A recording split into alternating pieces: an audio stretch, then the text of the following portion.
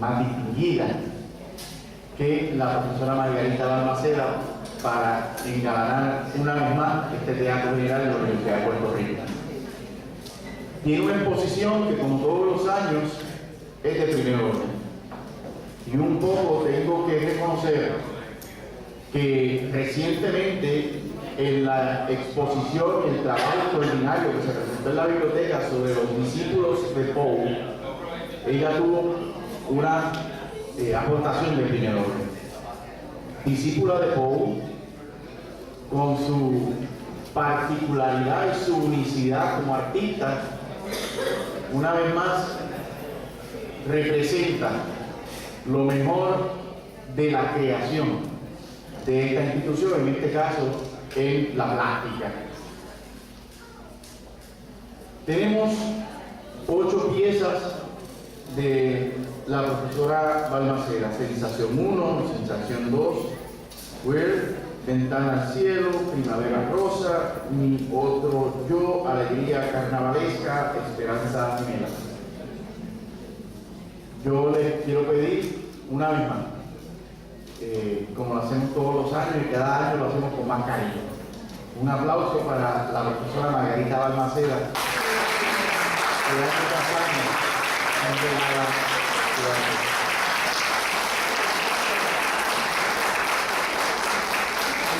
y como todo es cíclico, les dije que hace aproximadamente 2 meses se celebró el colectivo, ¿verdad?, de los discípulos de Poe. Yo espero que en los años por venir, esa Comisión de las Artes, dado que la profesora Balmaceda ha sembrado tanto en nuestros estudiantes, podamos hacer una actividad sobre los discípulos de Margarita Balmaceda. Ojalá y eso sea así. Y por supuesto tenemos otra pieza del compañero artista de primer orden, cuyas exposiciones han ido más allá del país, también del Departamento de Humanidades, y nos honra una vez más el compañero Jorge Morales, para quien también le voy a pedir un aplauso.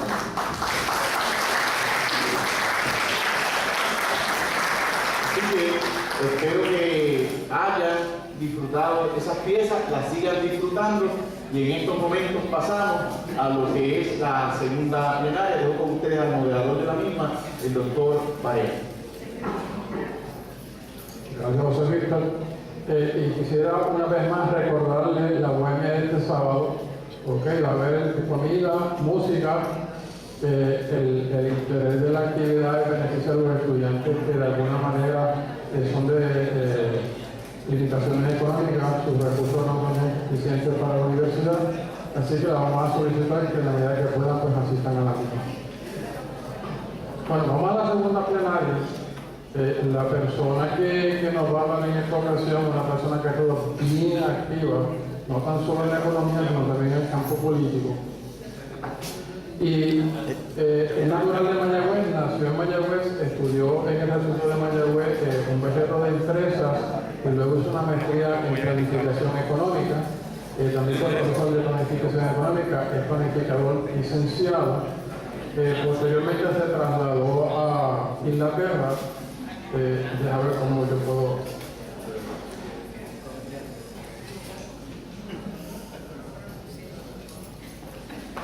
Y buscando una universidad, sé que en Inglaterra.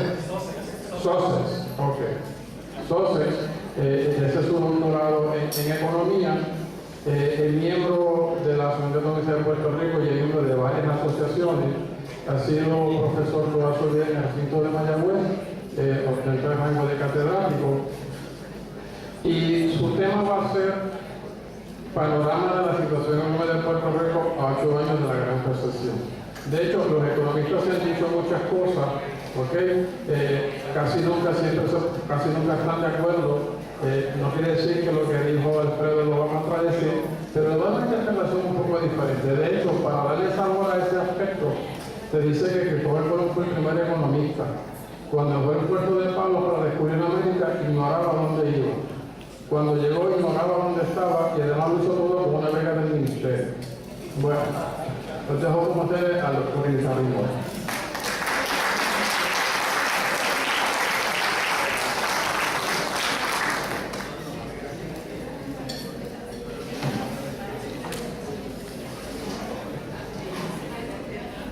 Muchísimas gracias por la invitación. Buenas tardes a todos y todas. Un agradecimiento especial a mi amigo de tantos años, el doctor José Víctor Madera, que tuvo la gentileza de invitarme. Doctor Varela, muchísimas gracias por la presentación. Voy a tratar de ser lo más breve posible, porque yo creo que aquí lo primero que tengo que reconocer es que tengo dos retos importantes, ¿verdad? El primer reto es que ustedes acaban de almorzar. Mantener a una audiencia alerta después del almuerzo, especialmente cuando han estado en esta actividad tan intensa de este congreso, por el cual los felicito, ¿verdad? Este 15º Congreso de Investigación y Creación Académica. Pues estamos en lo que se conoce como la etapa de rendimiento menguante o decreciente. O sea, todo el mundo está loco por salir de aquí y estar una siestecita si es posible, ¿verdad? Así que voy a tratar de ser breve. Y el segundo reto que tengo, obviamente, es que el almuerzo no les caiga mal, por lo que yo voy a decir aquí. Yo no quiero provocar una indigestión a nadie, pero a mí me gustaría traer buenas noticias. Sin embargo, la responsabilidad que tenemos, lo que le hemos echado una mirada a este asunto, es que hay que decir las cosas como son, ¿verdad? Y como la economía es tan dinámica, pues las cosas van cambiando aceleradamente. Tengo otro reto además, y es que esta mañana estuvo con ustedes quien yo considero que es el decano de los economistas de Puerto Rico, nuestro querido profesor Alfredo González, que ha sido una de las personas de quien más he aprendido y que ciertamente ha tenido más responsabilidad en el desarrollo de nuestra disciplina en Puerto Rico. Dicho esto, debo decir que cuando José Víctor me preguntó cómo vamos a titular la presentación de la tarde, y uno podía haberlo titulado de distintas maneras, pero yo creo que de lo que vamos a hablar es de lo mismo, ¿verdad? Yo lo he titulado Panorama de la situación económica de Puerto Rico a 8 años de la gran recesión. Y creo que para beneficio de quizás los pocos o pocas de ustedes que no hayan escuchado el concepto de la gran recesión, cuando en septiembre de 2008 el banco Lehman Brothers cerró en Estados Unidos, se desata una crisis financiera a nivel global.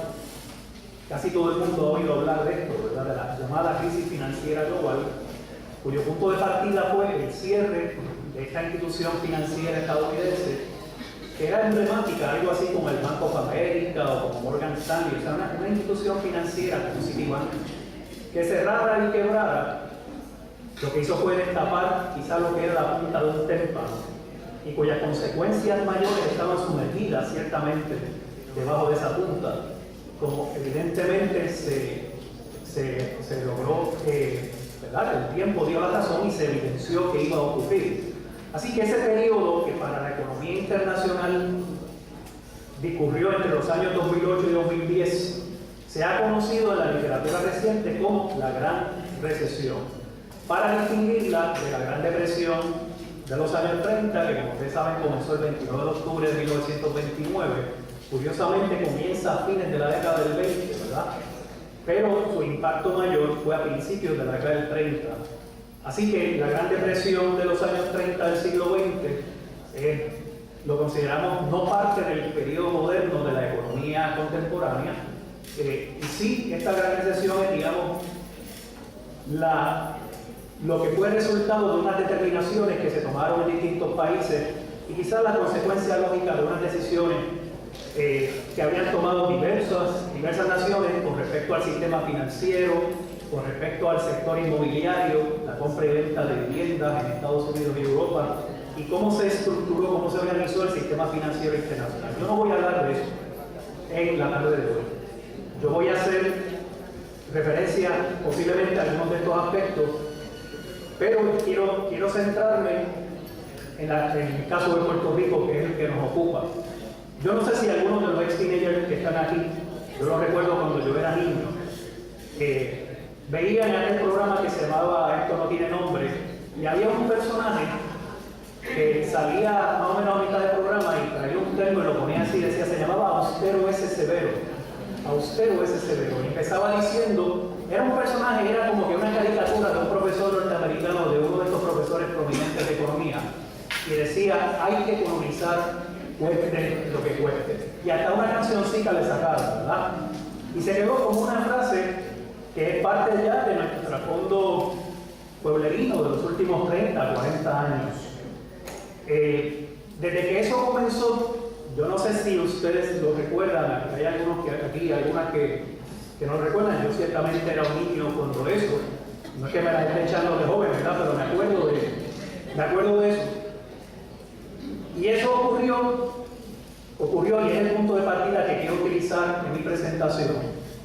Cuando Puerto Rico entra por primera vez en una crisis económica, luego de 25 años de crecimiento, de deslumbramiento, Puerto Rico estuvo creciendo, si tomamos como punto de partida el año 1948, la economía de Puerto Rico hasta el año 1973, 25 años consecutivos.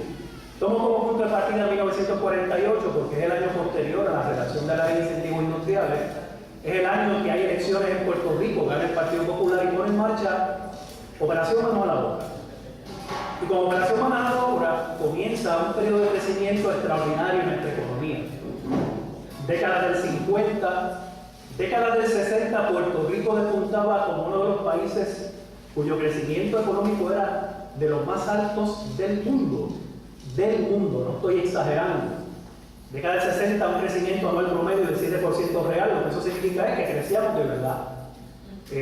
Poquito menos de lo que crece China en los últimos 10 o 15 años, crecimiento extraordinario. Y entonces había la ilusión de que ese crecimiento iba a ser permanente. Es decir, que como la década del 50 fue de tanto crecimiento y particularmente la década del 60, que ese crecimiento iba a ser permanente porque presuntamente se había sentado sobre unas bases sólidas, sobre unas bases endógenas, es decir, que respondía a la naturaleza de la estructura económica del país con bases sólidas. Sin embargo, la crisis económica internacional de mediados de los años 70, del 73-75, acabó con esa ilusión. Cuando se da la crisis económica internacional, llamada el primer golpe petrolero, ¿verdad? Traducido literalmente del inglés First Oil Shock, que llaman los economistas en Estados Unidos, la economía mundial entra en una profunda recesión. La primera de la época moderna, si tomamos como punto de partida el periodo de la posguerra, como punto de partida, ¿verdad?, hacia adelante. Puerto Rico sufrió las consecuencias de esa recesión por varias razones. Nosotros habíamos estado creciendo, sí, pero habíamos estado creciendo tomando prestado. Don Alfredo González, y me consta porque estuvimos hablando un rato antes de la presentación de esta mañana y estuvimos conversando sobre lo que él iba a decir, me imagino que puntualizó en su presentación lo que significó cómo la acumulación de riqueza en Puerto Rico no necesariamente respondió a los intereses de los puertorriqueños y cómo los puertorriqueños nos fuimos endeudando cada vez más. Y si alguien tenía alguna duda de que eso fue así, no hay más que leer el informe de ese primer economista que visita Puerto Rico en la época moderna.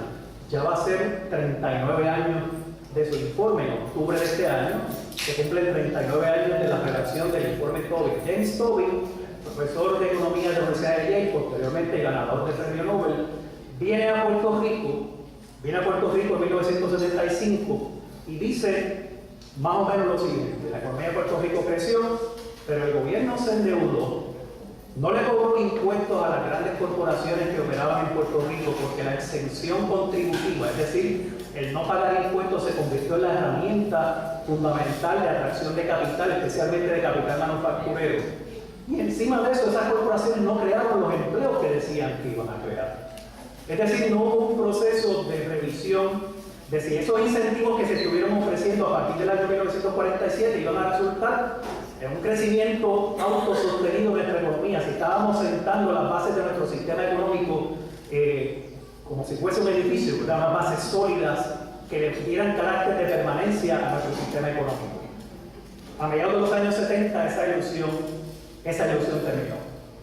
Y cuando Tobin produce su informe, el llamado informe Tobin, que no aparece así en la biblioteca, es el informe del Comité para el Estudio de las Finanzas de Puerto Rico. Ese es el título del informe que lo publicó entonces en el 76 la editorial de la UPR, de nuestra universidad.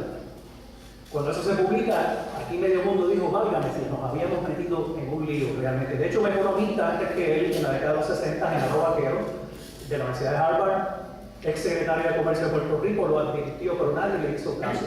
Nadie le hizo caso porque lo dijo en los años 60. ¿Y quién en los años 60 iba a predecir que Puerto Rico iba a entrar en un problema tan profundo? De modo que no es casualidad que para salir de esa crisis de mediados de los 70, en Puerto Rico se aprueban, llegan a Puerto Rico 3 programas. Siempre le digo a mis estudiantes en el recinto de Mayagüez, cuando hablo sobre este tema, ¿verdad?, que si el modelo era orientado hacia afuera y eran las variables de fuera las que habían mantenido al modelo durante los últimos 25 años, es decir, desde 1948 hasta el 73, lo que ocurría era, para sacar al modelo de la crisis, que es un modelo orientado hacia afuera, pues tendrían que ser variables que vendrían de fuera, variables exógenas, ¿verdad?, o de fuera. Así que en el año 75 se extiende a Puerto Rico el programa de cupones para alimentos, para subsidiar el consumo. En el año 76, el Congreso de Estados Unidos aprueba la sección 936 que sustituye la sección 931 para subsidiar la producción. 75 se subsidia el consumo, 76 se subsidia la producción y en el 77 se extiende a Puerto Rico el salario mínimo federal. No es casualidad que esto ocurriera en esos 3 años consecutivos, 75, 76, 77, y que esto le diera algo así como una respiración artificial a la economía de Puerto Rico para que la economía de Puerto Rico continuara tratar de recuperar el crecimiento. Los colegas que en aquel momento escribieron, muchos de los cuales fueron profesores nuestros posteriormente, incluyendo Alfredo González, que estuvo esta mañana aquí, escribieron muchísimas sugerencias importantes, pertinentes, que de haberse puesto en marcha nos hubiesen sacado de esa línea de crecimiento dependiente que llevábamos. Pero se pensó que con los cupones para alimentos, por lo menos se atenuaba o se reducía significativamente la posibilidad de una explosión social, de que la gente se levantara a protestar como había ocurrido en otros contextos, ¿verdad?, en otros países. Y que el subsidio a la producción, con la sección 936, combinado con los incentivos industriales de Puerto Rico, haría del aparato de producción industrial de Puerto Rico uno más fuerte y con un carácter de mayor permanencia. Y el salario mínimo federal aseguraría que aquellos que estuviesen cobrando un salario bajo, pues entonces tendrían un nivel de ingreso un poco más alto, lo que permitiría, por consiguiente, tener acceso a mayor cantidad de bienes y servicios. Presuntamente, con esos 3 elementos, el sistema se sostendría por mucho tiempo. Entonces vino la segunda crisis del 81-83, cuyas causas fueron fundamentalmente las mismas que exhibió la crisis de mediados de 1970. Le llaman el segundo golpe petrolero. La guerra allá entre el Shah de Irán y los ayatolás derrocan al Shah, los ayatolás están en el poder, ya llevan 30 años, más de 30 años, y entonces esto crea inestabilidad nuevamente en el mercado internacional del petróleo. Y Puerto Rico vuelve a coger el golpe. No solamente porque ya éramos 99% dependientes del petróleo para generar electricidad, sino porque ya habíamos entrado, y aquí en Ponce y los pueblos limítrofes, pero ustedes lo saben mejor que yo, se había confiado que en Puerto Rico las petroquímicas y las refinerías salvarían la economía del país. Cuando este proyecto de la refinería petroquímica se propuso, que dicho sea de paso fue a mediados de los años 60, antes de que hubiese crisis, se decía que se iban a generar 100.000 empleos en Puerto Rico con las refinerías petroquímicas. De hecho, Puerto Rico se convirtió en el tercer complejo petroquímico más grande del mundo, superado solamente por Holanda y por México en primer y segundo lugar, con una diferencia poco significativa, ¿verdad? Y es que Holanda y México tienen petróleo, nosotros no. Ya fuera de ese detalle insignificante, no había ningún problema. Es como pretender desarrollar una industria ganadera sin vacas, ¿verdad? No tengo vacas, pero voy a desarrollar. Y digo esto, y lo digo con toda la ironía del mundo, porque Puerto Rico fundamentó esa estrategia, el petróleo ajeno, bajo el fundamento de que siempre sería barato y abundante, hasta que la OPEP declaró el embargo a mediados de los 70, ocurre la guerra en Irán a principios de los 80, segundo golpe petrolero, cogemos el cantazo, y las 936 empiezan a tambalearse. Pero en Estados Unidos no hubo cambios. no hubo cambio en aquel momento. Vino una tercera recesión que fue mucho más breve, dos eventos, el huracán Hugo, que pasó en septiembre del 89, y la primera guerra en el Golfo, cuando Irak invade a Kuwait. Eso creó inestabilidad. Aquí realmente no pasó mucho, así que el resto de la década 90 fue de crecimiento. Pero llegamos a lo que nos concierne, ¿no? Llegamos al siglo XXI con 3 recesiones al cierre del siglo, en el último cuarto del siglo XX, y en septiembre del año 2001, los ataques terroristas en la ciudad de Nueva York provocan una situación de crisis económica internacional bastante profunda, que dicho sea de paso había sido precedida por una caída en el valor de las acciones que se mercadeaban en la bolsa de valores en aquel momento.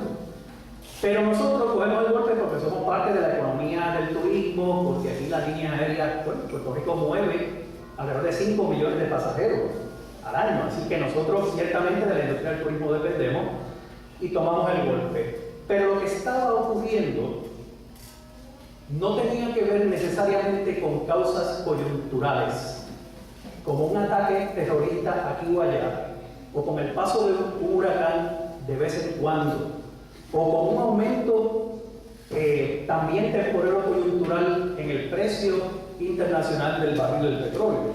Lo que estaba pasando en Puerto Rico ya desde principios de la década de los 70 es que el modelo económico de Puerto Rico, como dice el colega José Joaquín Villamil, había llegado a sus límites a mediados de los años 70.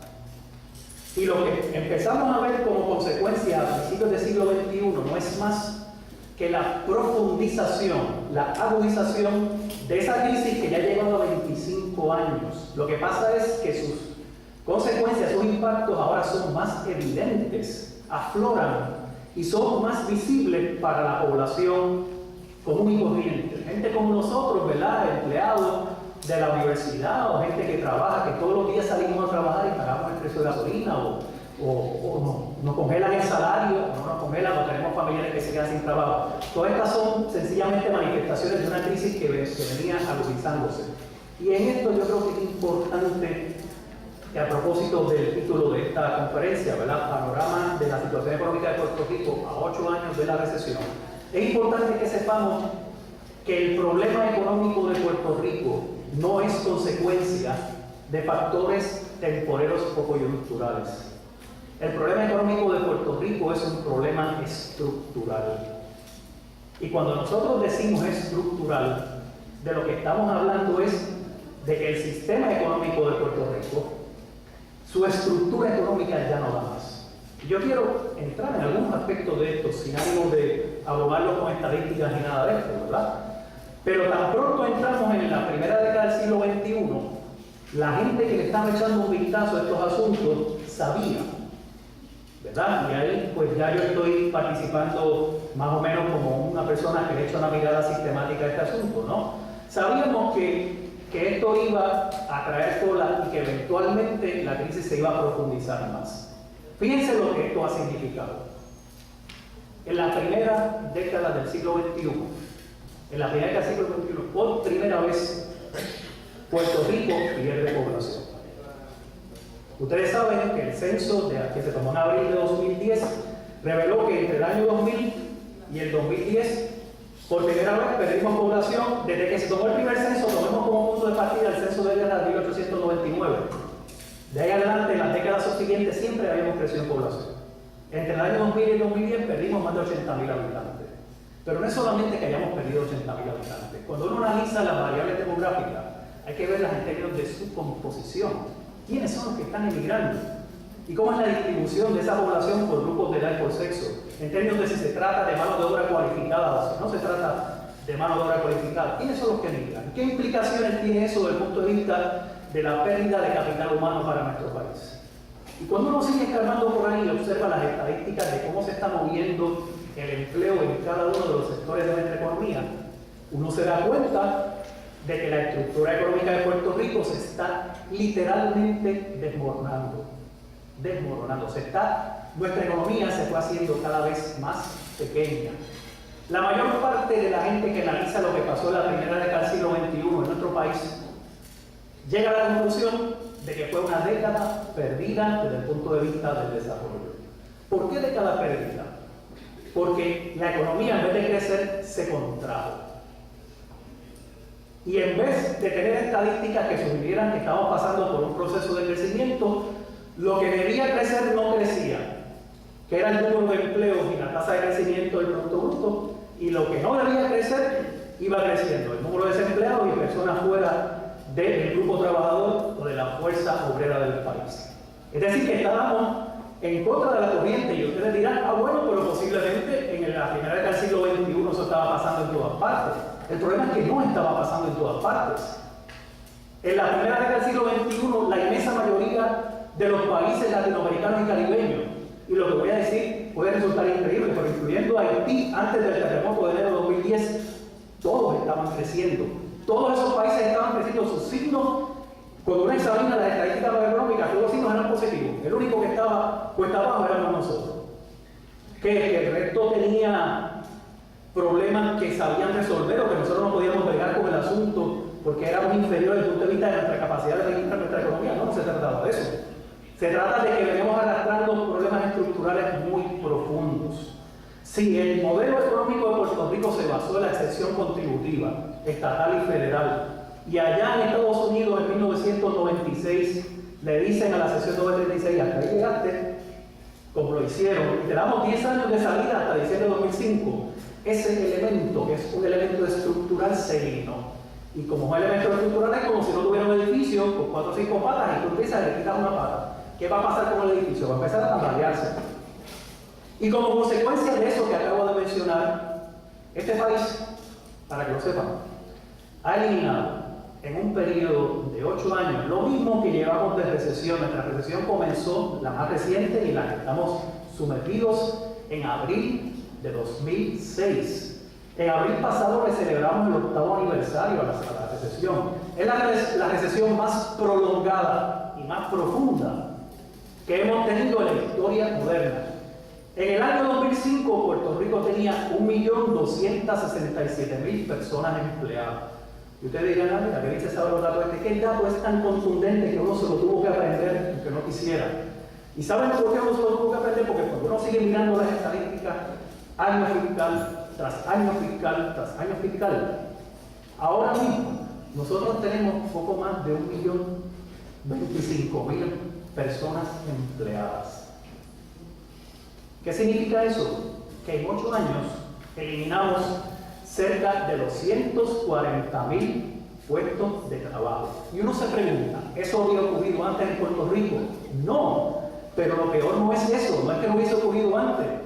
Es que si yo tengo un país que tiene, digamos, 10 millones de personas empleadas, y a ese país yo le quito 200.000 personas, bueno, pues tengo 9.800.000 personas empleadas. La base de empleo que yo tengo es de 10 millones, le quito 200.000 personas y me quedo con 9.8 millones. No está tan mal si vemos la configuración de la economía internacional que ha estado en crisis en los últimos años. El problema es que la base nuestra no era 10 millones de empleados, era 1.200.000 personas. Y eliminamos cerca del 20% de los empleos en nuestra economía, no en 40 o 30 años, en 8 años. Y cómo uno, objetivamente, puede sustituir, volver a crear 240.000 puestos de trabajo que se perdieron durante esos 8 años. ¿Cómo es posible que uno pueda, en la industria de la construcción, en comercio, en servicios, en finanzas, en el sector gubernamental, en el turismo, en todos los sectores, en construcción y sobre todo en manufactura? ¿Cómo es posible que volvamos a crearlo? Está bien difícil, ¿saben? Porque cuando el gobernador actual de Puerto Rico llega a Fortaleza en enero del año 2013, plantea que va a crear 50.000 empleos. Fantástico, vale creer 100, 150. La pregunta es si esos puestos de trabajo, si es que se crean, si es que esos 50.000 puestos de trabajo se crean, si van a ser igual de productivos que los 240.000 que se perdieron en los 7 años y pico anteriores. Ya estamos hablando de 8 años al presente. Y la respuesta es que no sabemos. Es más, lo que se anticipa es que no se puedan crear, porque la base productiva de nuestra economía se ha ido contrayendo. Hoy día, mayo de 2014, nuestra economía es 12% más pequeña que lo que era en el año 2000. Nuestra economía en este momento es 12%, en vez de crecer se achicó.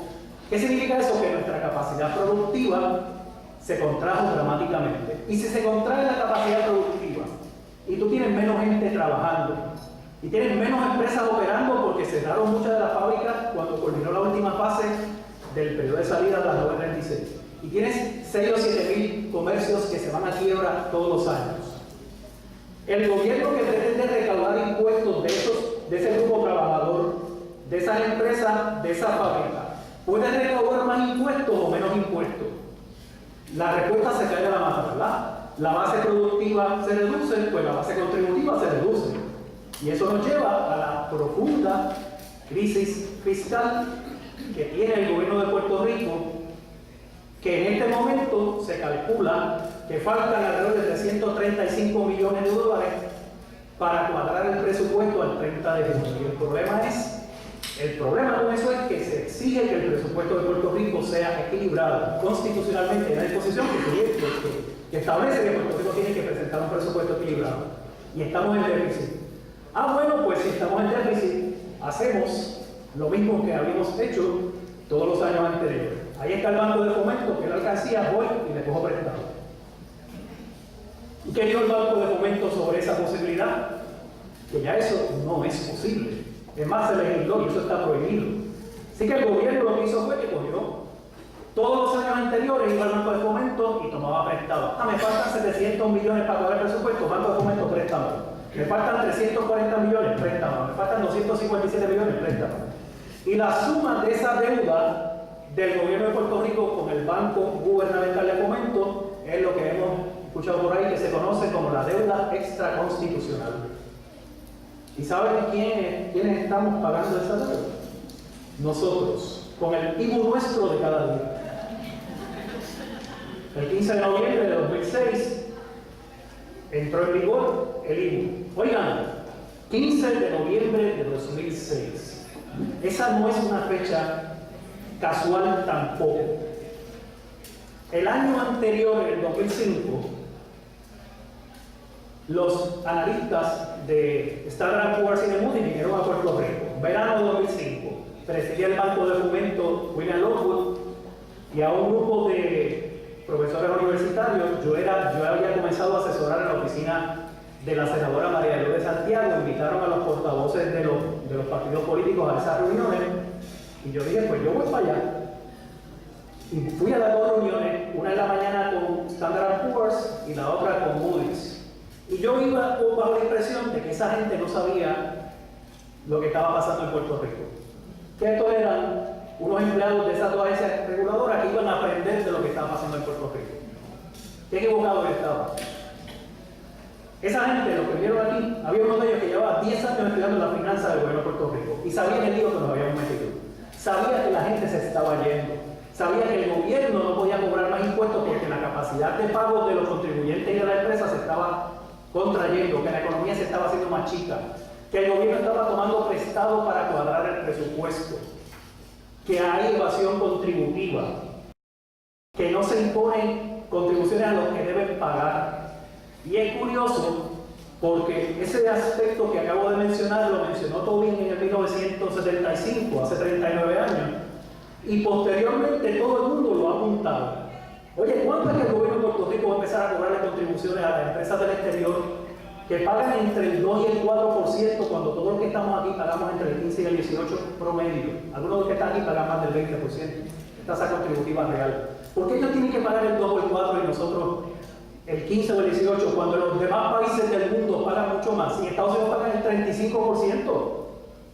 Entonces, Tobin lo señaló, la Oficina de Contabilidad General de Estados Unidos lo señaló, el Congressional Budget Office lo señaló, Bill Marwick lo señaló, los estudios de la CEPAL lo señalaron, el Brookings Institution, el Centro para la Nueva Economía, todos los estudios de dentro y de fuera de Puerto Rico, realizados por medio mundo, academias, instituciones privadas, etcétera, gobierno federal, todo le dice al gobierno de Puerto Rico. Gobierno de Puerto Rico, ¿cuándo tú vas a empezar a cobrarle contribuciones a esas empresas que se llaman 30 o 35 mil millones de dólares todos los años de la economía de Puerto Rico y no pagan impuestos apenas? Entonces tú no puedes seguir imponiéndole contribuciones a la gente y a los empresarios locales y darle exención a las empresas que sí tienen capacidad de pago. Y finalmente aprobaron el impuesto de un 4% temporero, que ha aumentado las finanzas del gobierno en los últimos 4 o 5 años.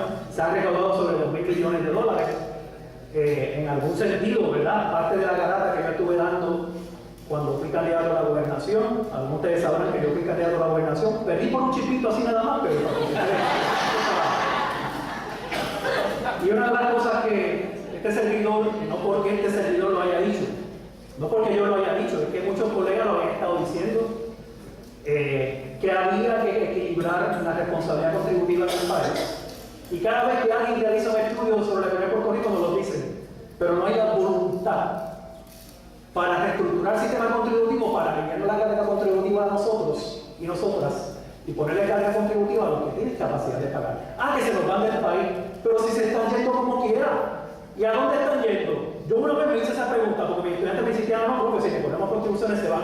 Pues yo busqué los datos de Singapur, de Irlanda, de los países donde se están yendo, sureste asiático, sur de Europa, y pagan un 10, 12 o 15% de impuestos, y para allá es que se van, y aquí pagan el 2 o no pagan nada, y se nos van para esos países. Pues no es la tasa contributiva lo que determina dónde opera una corporación en el contexto de la segunda década ni de la primera década del siglo XXI.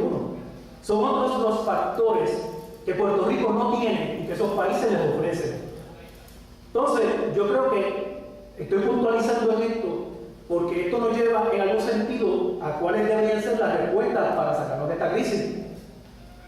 Porque si por un lado tenemos que cada vez se reduce más nuestra fuerza obrera, cada vez hay menos gente participando en el mundo laboral. Yo no sé si ustedes saben, les doy el dato, nosotros tenemos unos cuantos campeonatos mundiales, ¿saben?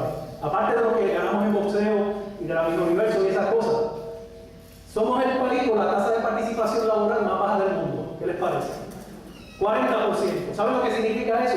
Técnicamente 40% tasa de participación laboral, que de cada 100 personas que tienen 16 años o más, solamente 40 se presentan en el mercado de trabajo. Hay 60 personas en Puerto Rico de cada 100 que por las razones que sea no se presentan en el mercado laboral. Esas 60 personas están en uno de 4 grupos: físicos o mentalmente incapacitados, pensionados o jubilados, estudiantes universitarios de nivel postsecundario y amas y amos de casa, que el gobierno llama eufemísticamente los ociosos involuntarios. ¿Qué les parece? Es el país del mundo. Hay un país en Europa Central que compite con nosotros, en el 40 por ahí, igual que nosotros, donde menos sale la gente a trabajar. Y la pregunta es, ¿y los demás países cuánto es esa tasa de participación, que en nuestro caso es 40? 58, 60, 65%, y en algunos países del sureste asiático es 70%. De cada 100 personas, 70 se presentan al mercado de trabajo. Quiere decir que nosotros tenemos una carga social brutal, o utilizar una frase que usan los jóvenes hoy en día, ¿verdad? Espectacular. La poca gente que trabaja se echa encima no solamente la responsabilidad contributiva, sino la carga de ese gran sector poblacional que lo produce y que cada vez es más grande. Entonces fíjense cómo aquí, como ese refrán de pueblo, se juntan el hambre y la necesidad. Un país cuya capacidad productiva se contrae dramáticamente en los últimos 8 o 10 años. Un país cuyo sector industrial principal, la manufactura, ha perdido en los últimos 8 años más de 90.000 puestos de trabajo. Un país en el que el gobierno se enfrenta a una situación difícil porque dice, o resuelvo el problema del déficit presupuestario que está aquí, o resuelvo el problema de la crisis económica profunda que empezó en abril de 2006 y no hemos salido de ella. Y el gobierno ha dicho, todas las administraciones anteriores, sin echarle la culpa a ninguna, ¿verdad? Sin señalar ninguna en particular, todas han dicho, no, vamos a resolver la crisis fiscal y no resolvemos la crisis de la recesión. Y con la crisis fiscal reducen el gasto del gobierno, reducen el número de empleados, y esas medidas de naturaleza fiscal lo que hacen es que agudizan, empeoran la recesión. Si tú quieres menos gente trabajando y menos gasto del gobierno, estás haciendo lo contrario de lo que dice el librito. El librito dice, tú estás en recesión, tienes que inyectar dinero al sistema económico. Tienes que empezar a crear las condiciones para que haya más gente laborando, para crear los efectos multiplicadores. pues nosotros hemos hecho lo contrario. Y en esas circunstancias es posible que resolvamos el problema fiscal. Sí, en 1 o 2 años quizás hemos salido de eso, pero habremos estado en una situación de recesión más profunda. Por eso es que cuando se me pregunta, y a los colegas se nos pregunta, ¿y cuándo vamos a terminar esta recesión que ya lleva 8 años? A propósito del título de la ponencia, ¿verdad? ¿Cuándo vamos a salir? Yo no sé, pero lo veo muy difícil. Las expectativas de corto plazo no son nada alentadoras. Fuera de algunos proyectos de algunos millonarios estadounidenses que han venido y dicen vamos a rescatar este pedazo de terreno para un hotel, o algunos proyectos de manufactura que están llegando por ahí, y ojalá y vengan muchos. Ojalá en los próximos 2 años haya una bonanza y de capital mixto puertorriqueño con capital del exterior y volvamos a desarrollar la manufactura y tengamos proyectos turísticos con buenos ingresos y buena capacidad para ofrecer un servicio turístico de excelencia y el comercio crezca. Ojalá la agroindustria pueda producir parte de ese 85% de los alimentos que traemos de fuera. Ojalá todo eso ocurra. El problema es que los esfuerzos que se den en esa dirección no son suficientes para uno decir, para uno poder afirmar objetivamente y responsablemente, ok, ya vamos a comenzar a crecer de nuevo. Por el contrario, lo que estamos viendo es que Puerto Rico va a seguir perdiendo alrededor de 3.000 personas mensualmente. Eso es lo que estamos perdiendo, entre 36.000 a 40.000 personas por año. Que nuestra tasa de participación sigue siendo baja. Que nuestros jóvenes universitarios, lo que nosotros les enseñamos todos los días, la primera opción que se plantean cuando llega el momento de la graduación es irse del país. Pero ¿cómo se van a quedar si aquí tenemos un problema de desempleo estructural que lo hemos tenido durante décadas y no lo hemos enfrentado?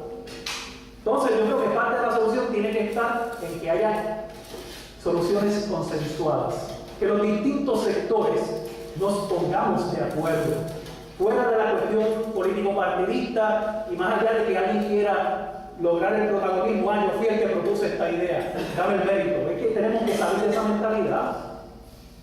Si no, vamos a seguir la recesión. Fíjense que llama mucho la atención, y con esto voy terminando, llama mucho la atención que es la primera vez en la historia moderna que Puerto Rico entró en una recesión antes que la economía de los Estados Unidos. ¿Cómo es eso? Bueno, pues en los 70, Estados Unidos entró en primera recesión y con unos meses de rezago entramos nosotros. Principios de los 80 igual, 90-91 igual, septiembre 11 2001 igual. Ahora la economía mundial entró en recesión en septiembre de 2008, la gran recesión 2008-2010. Nosotros llevamos 2 años y medio de la recesión.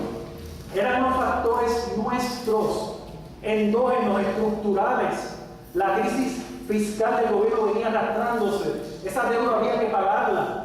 Sabíamos que estábamos perdiendo competitividad a nivel internacional, sabíamos que nuestra economía se estaba contrayendo, sabíamos que teníamos que tener la posibilidad de generar mayor cantidad de empleo, producción e ingresos, porque quien no hace eso no echa para adelante.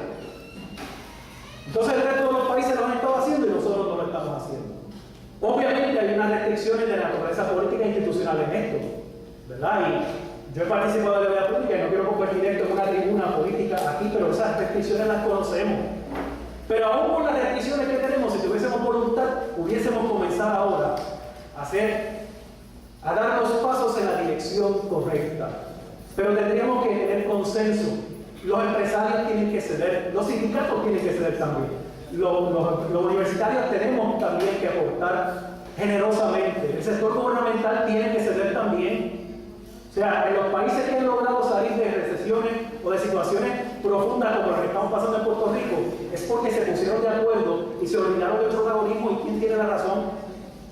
Si nosotros no logramos eso como sociedad, definitivamente vamos a estar un buen rato hablando de esto, y quizás aquí a un par de años, si ustedes hacen esta actividad y vuelven y me invitan a hablar, a lo mejor les digo, vean el videotec de hace 2 años, porque estamos exactamente en la misma situación. Ojalá y nos equivoquemos y digamos, comenzamos a tomar los pasos en la dirección correcta, logramos unos consensos, la economía empezó a recuperarse, estamos ocupando un papel importante, ¿verdad?, en la economía internacional.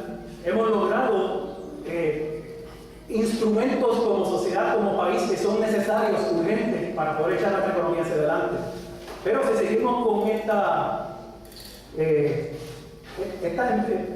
es como una obstinación, ¿verdad? De que cada cual quiere tener la razón y nadie da su brazo a torcer. Entonces no vamos a echar para adelante. No vamos a poder superar esta crisis. Y yo creo, como persona optimista, que tenemos la capacidad para hacerlo, porque tenemos el conocimiento, la experiencia, tenemos la gente que trabajó para construir el país, tenemos la gente que tiene la experiencia.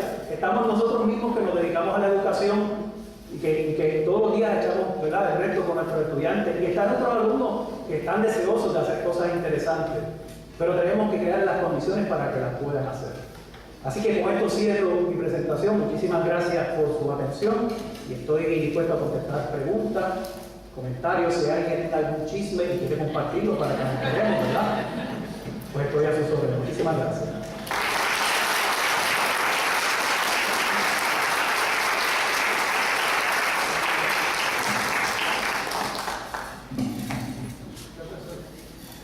Pues muchas gracias al doctor Isaac Mora por su presentación. De hecho, ha sido interesante porque, si se fijan, fue una continuación de lo que dijo Alfredo. Alfredo empezó en 1950, se extendió hasta el presente, pero en el presente no hizo tanto énfasis. ¿Okay? Y pues Edwin realmente lo retoma desde los 70, analiza perfectamente lo que pasa en el 70 y nos trae a la crisis actual.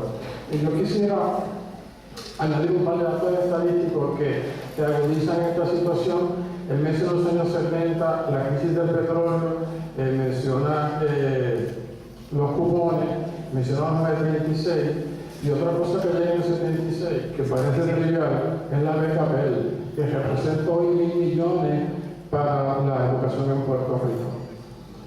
Y otro elemento estadístico es que en 1960 un barril de petróleo costaba 10 centavos. Por eso era que la industria de la refinería era atractiva, porque el costo era mínimo. Y ya en el 75 subió a $42. Ahí desapareció la industria. De hecho, yo creo que no queda ninguna en Puerto Rico, ¿verdad? Todas refinerías. ¿Queda algo? Debe ser un recuerdo básico. Bueno, pues obviamente imagino que algunas personas que quisieran hacer alguna pregunta, y Harry tiene una.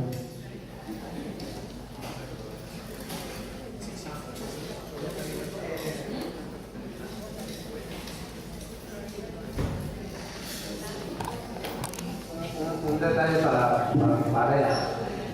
El barril costaba $3.15, pero $3.15 era lo que costaba extraerlo. El petróleo era gratis. Se lo sacaban gratis a los barriles. Pero yo recuerdo en la década de los 70, mediados de los 70, hay un periodo de estancamiento inflacionario, lo que le llaman stagflation.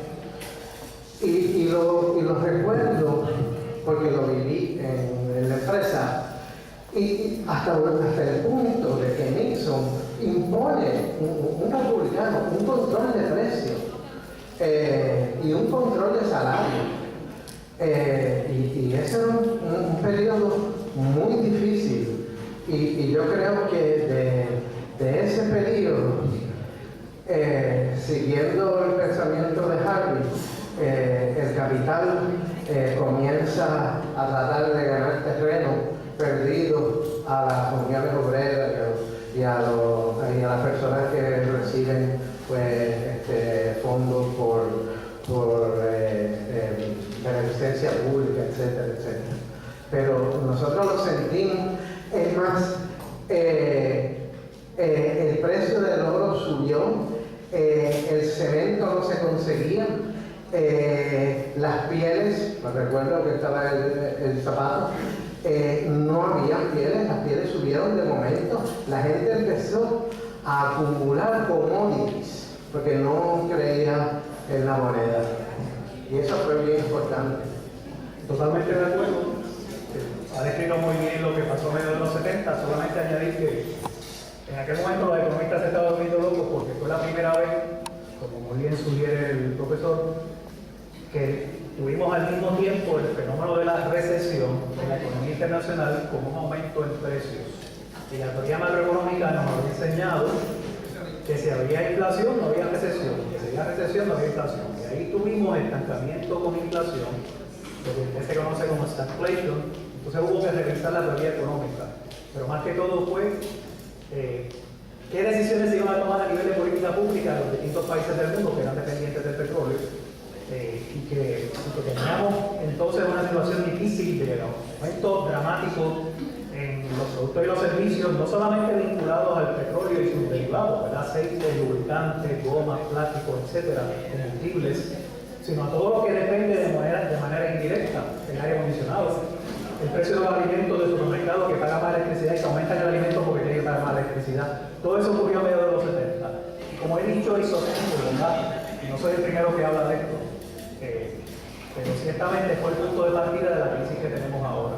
Esta crisis comenzó a manifestarse a mediados de los años 70, seguro. Sí, dígame.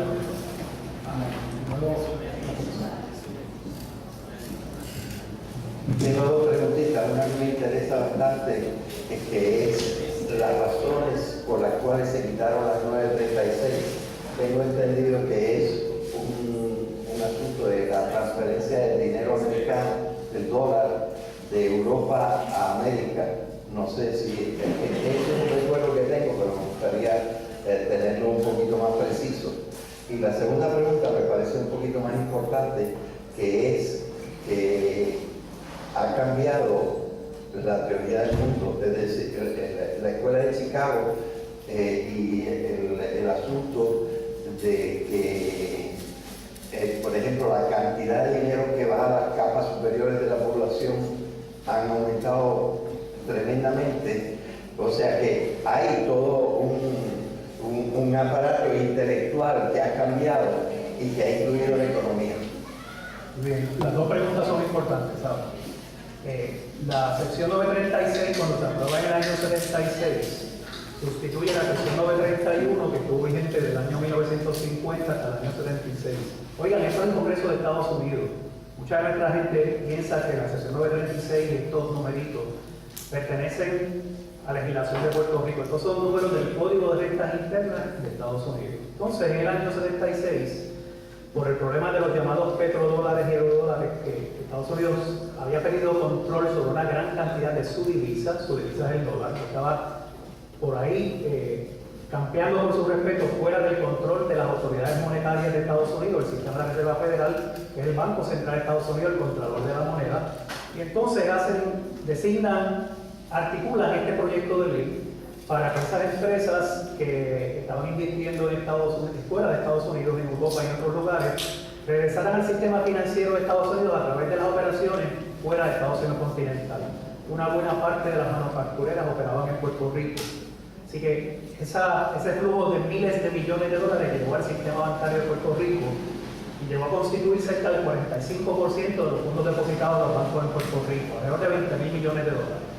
¿Cuándo eliminan la sección 936 en el año 96? 3 años antes, en enero del 93, Bill Clinton llega a Casablanca. Bill Clinton, en sus 8 años de administración, tuvo algunos problemitas personales insignificantes, ¿verdad? Pero fuera de ese asunto, Clinton se propuso cuadrar el presupuesto. Y los presidentes anteriores, la mayoría de los cuales habían sido republicanos, 2 o 3 demócratas, lo intentaron hacer, pero no pudieron. Ni Bush padre, ni Reagan, antes de Reagan, Carter, etc. No habían podido. Así que Clinton se pone de acuerdo con los congresistas y utiliza a un congresista del estado donde Clinton había sido gobernador, Arkansas, ¿verdad? Arkansas, dicen en Estados Unidos. David Pryor, ese senador, presidía la subcomisión de finanzas del Senado, y en el año 93 le dijo a las empresas que operaban en Puerto Rico, sobre todo farmacéuticas, ya Puerto Rico era el que más producía fármacos en el mundo. Mediados de los 90, ya en toda la década del 80-90, el país que más fármacos producía en el mundo era Puerto Rico. De los 20 fármacos orales que se consumían en Estados Unidos, que más se consumían, 11 eran fabricados aquí. Pues Pryor dice, ok, esa empresa que opera en Puerto Rico, que no le pagan impuestos ni a Puerto Rico ni a nosotros, vamos a poner presupuesto pidiéndole a esas empresas que paguen alrededor de 4.000 millones de dólares entre el año 93 y el 98, a razón de 800 millones de dólares por año.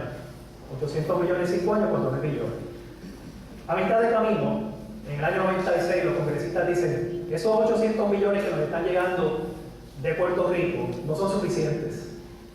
no son suficientes. Hay elecciones en el 96, Clinton vuelve y gana. Y cuando Clinton gana, definitivamente es durante su segunda administración que logra dejar un superávit presupuestario por primera vez en décadas en la economía, en el gobierno de los Estados Unidos. Parte de eso lo contribuyeron las empresas que operaban en Puerto Rico bajo la sección 936, que a partir del año 96 se convirtieron en empresas que operaban bajo la sección 30A, que lo que daba era un crédito salarial equivalente al 60% de la nómina. Algo así era el arreglo. El punto es que se elimina la sección 936 porque Estados Unidos quería resolver su problema presupuestario. Por eso fue. Y lo hicieron. Clinton lo logró en su segundo mandato, pero entonces cuando entra Bush hijo, pues aparte de todas las barbaridades que hizo a nivel internacional, pues dejó a Estados Unidos un déficit extraordinario, que fue el que heredó Barack Obama, particularmente por la intervención militar en varios países del mundo. El superávit que había dado Clinton, Bush lo tiró por la borda, aumentando dramáticamente el gasto militar. Bueno, la segunda pregunta se me olvidó. Era sobre... Después de Chicago y el cambio de la mentalidad económica. Y lo que usted mencionó de que la riqueza en Estados Unidos, el ingreso que se distribuye cada vez, el tope 20%, la primera quintila, la quintila número 5 realmente, que es el 20% que más ingresos recibe, cada vez recibe más. Y el 20% más pobre cada vez recibe menos. Eso es así, eso se llama polarización. En un estudio reciente que hizo la Oficina del Censo de Estados Unidos, ¿verdad? Aparte de los estudios de los censos que se toman en el año que termina en 9 o en 0, el censo 2010 se tomó en abril de 2010, el censo 2000 se tomó en 99, no olvidemos eso. Pero en el censo de abril de 2010 determinaron que había en Estados Unidos algo así como 36 millones de pobres, y después que terminó o sea, unos años después de haber terminado la gran recesión, el número de pobres en Estados Unidos había aumentado a 47 millones. O sea, en Estados Unidos más o menos el 12% de la población vive bajo condiciones de pobreza en este momento. Es un fenómeno que ha estado pasando en muchos países. En Puerto Rico estamos igual. La distancia entre el que menos tiene y el que más tiene, esa distancia se ha ido agrandando. El que más genera ingresos genera muchas veces más ingresos que el que menos ingresos genera. Ese fenómeno se llama polarización. Y eso lo que significa es que la distribución del ingreso es más desigual. Eso lo que significa es que hay más pobres. Y eso lo que significa es que cada vez los sectores sociales de más alto ingreso tienen la capacidad de concentrar mayor cantidad de riqueza en sus manos. De ingreso que contribuye a acumular más riqueza. Y ese fenómeno, como usted sugiere correctamente en su pregunta, eso está pasando de una manera muy acentuada, particularmente en Estados Unidos, pero nosotros no estamos ajenos a eso en Puerto Rico. Sí, dígame. Mi querida amiga profesora. Mi querido amigo. A la verdad que nuevamente uno disfruta de su presentación. Y yo de su voz que canta. Usted lo ha oído cantando ella. Gracias a usted. En verdad que sí, estamos en una situación difícil. La universidad no deja de ser parte de tener un impacto en esa situación difícil. Bajo la administración del licenciado Antonio García Padilla, una de las cosas en las cuales se puntualizó fue el poder aumentar el valor de nuestro fondo total y definitivamente se logró. No obstante, administraciones posteriores no tomaron tan seriamente esa meta. Y en este momento nosotros estamos viviendo una disminución, una tendencia bajista en lo que nosotros recibimos del gobierno central, con unas necesidades que definitivamente siguen siendo inminentes.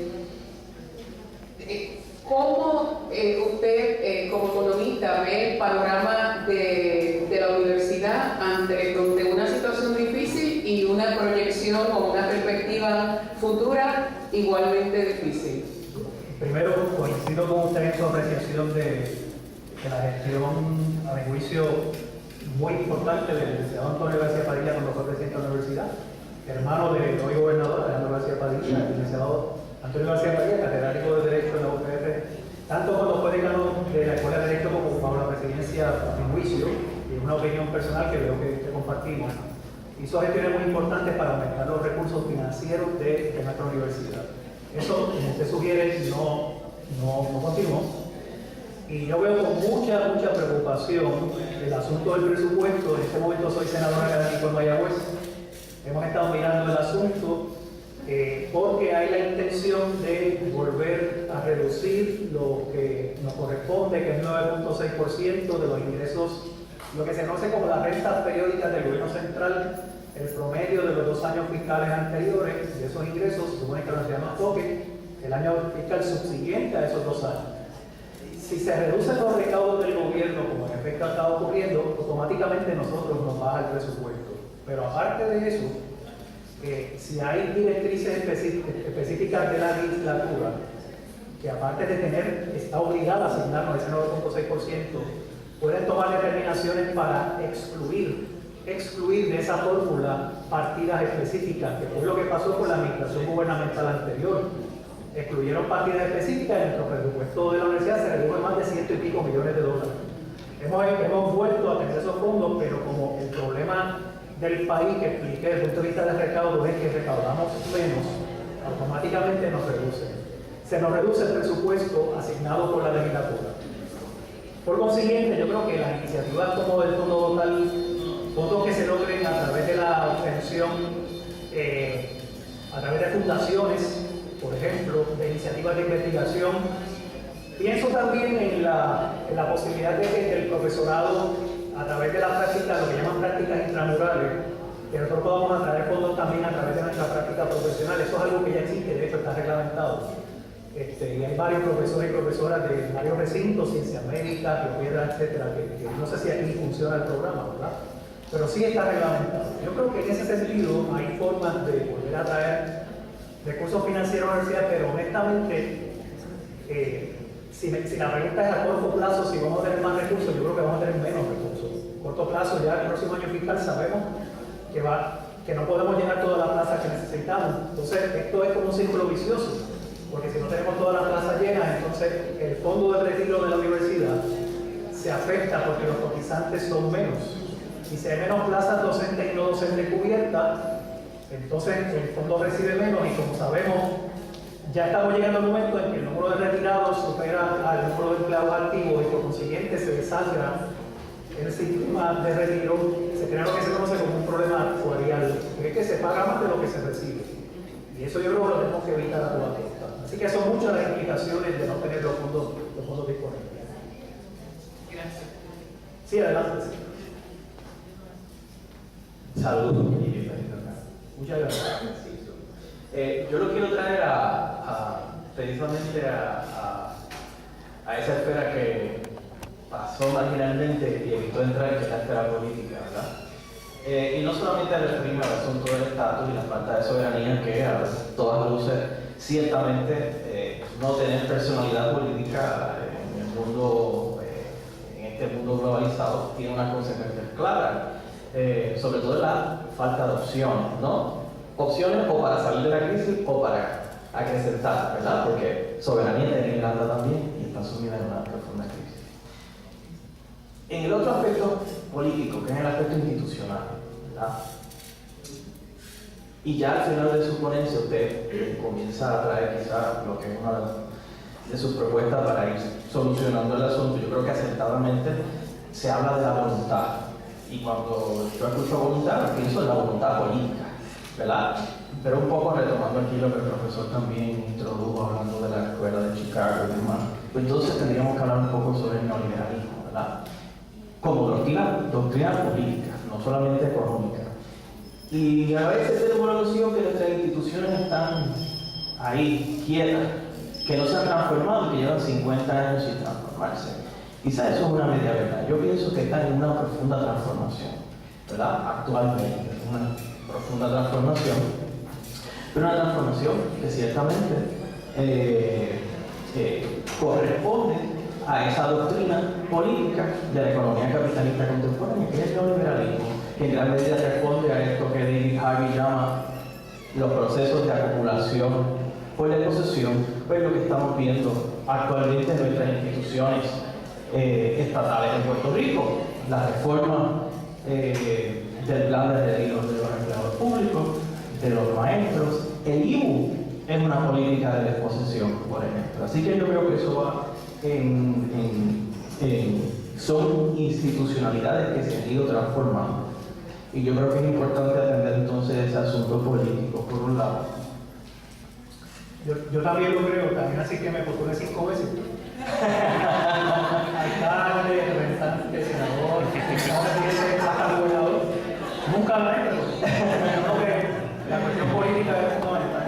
Y una realidad también político-política, que también ha habido una transformación normativa importante, en donde se han creado, por ponerlo de una manera, unos loopholes o unos cráteres, por ejemplo, como el caso de Citizens United versus Federal Commission en Estados Unidos, que le ha dado acceso a las grandes empresas, a las grandes corporaciones, a insertarse de lleno en las campañas políticas.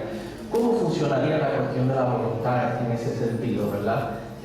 Por un lado, cuando tenemos un sistema político y jurídico que simple y llanamente se ha transformado en los últimos 15, 20 años para responder, ¿verdad?, a esas entidades que han acumulado grandes riquezas. Y finalmente, el acuerdo. Esa es la otra propuesta, el acuerdo. Yo cuando escucho acuerdo, yo creo que hay que comenzar a hablar sobre quitar esa noción de neutralidad al acuerdo. Los acuerdos no son neutrales, ¿verdad? Argentina no sale de su crisis en el 2001 por llegar a un acuerdo.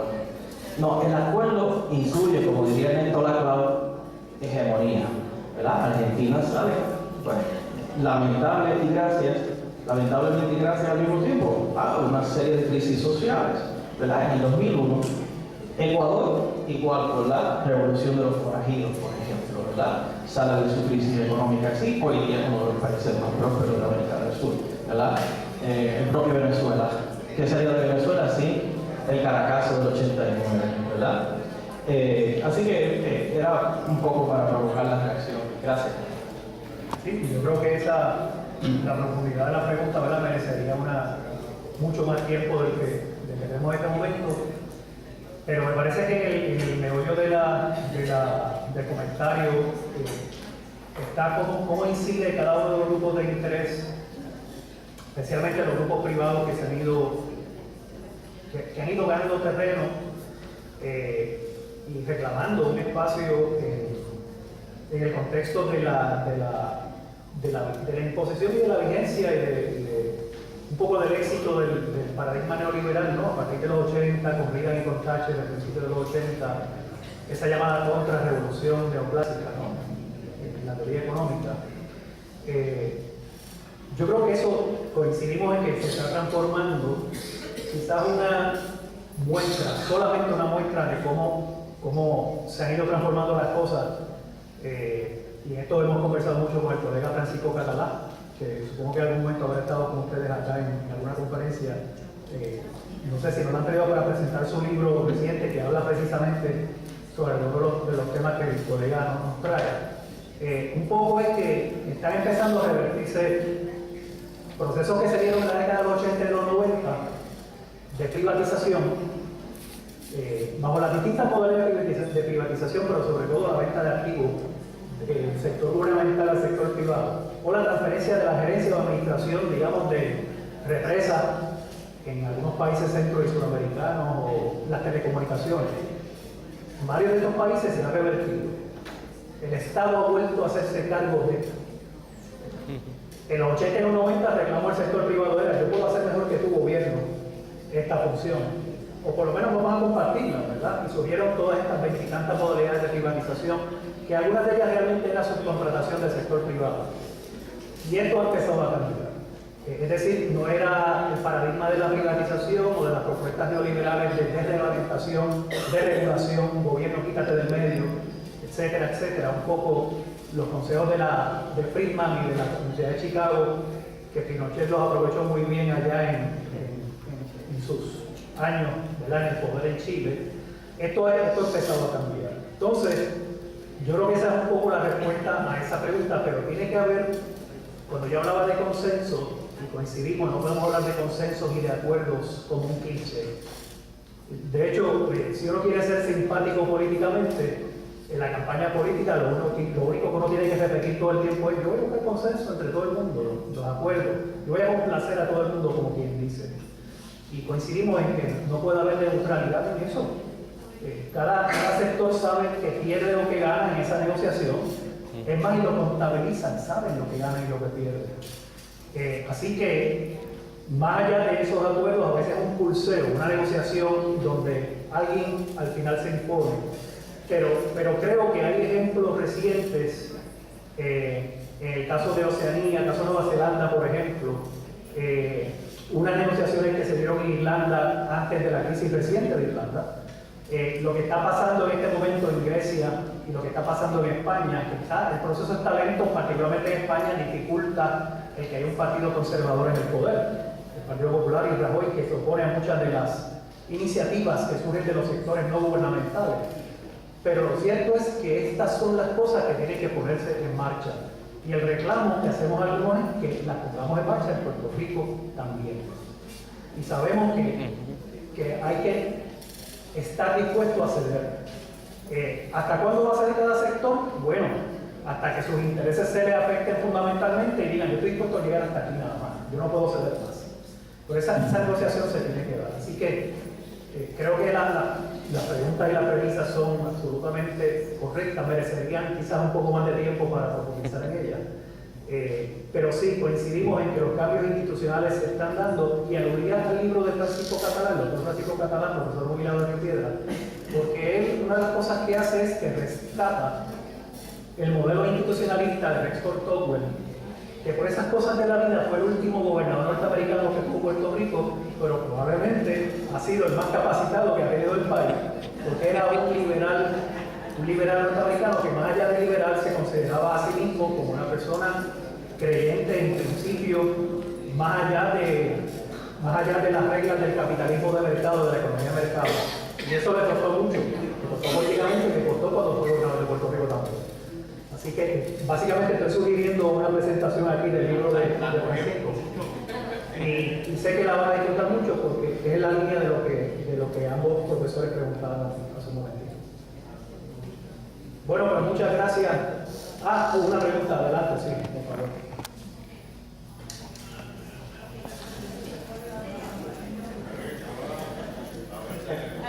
Tres preguntas sencillas, mi nombre es Ricardo.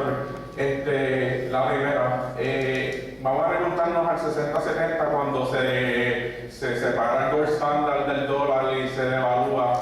Creo que ese es un factor porque mientras va pasando el tiempo va cambiando el devalúo del dólar hasta llegar a donde estamos ahora mismo, que un dólar ya no cuesta $1. Y la segunda pregunta es que yo como joven, la solución que tengo al problema de fuga de personas capacitadas principalmente viene del hecho de que no le está enseñando a los jóvenes por ejemplo, hay prácticamente ahora mismo, vamos a ser sinceros, una lista negra de empleos que para competir no estás compitiendo con los mismos de aquí de Puerto Rico, los mismos de aquí de Ponce, por ejemplo, que por ejemplo la programación, que tú puedes graduarte ahora y tienes que competir con alguien de la India.